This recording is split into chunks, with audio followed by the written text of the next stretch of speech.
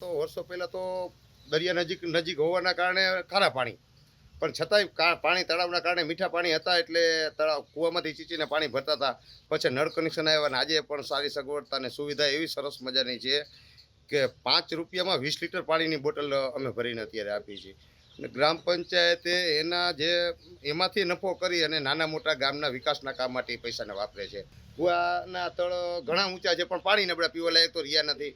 પાણી નબળાના કારણે બીમારીનો પ્રશ્ન વધારે રહેતો, ઝાડા ઉલટી ના ને. હવે અત્યારે અમારા ગામની અંદર મને ખ્યાલ છે ત્યાં સુધી ડૉક્ટરની જરૂર જ નથી. એમ બહુ સારી સુવિધા છે એમ પાણીની. તો અમારા ગામની અંદર શરૂઆતમાં તો અમે 3 રૂપિયાની બોટલ આપતા હતા પાણીની.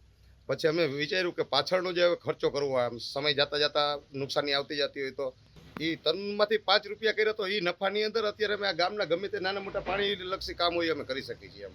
એટલે બહુ સરસ ને સારી સુવિધા છે એમ.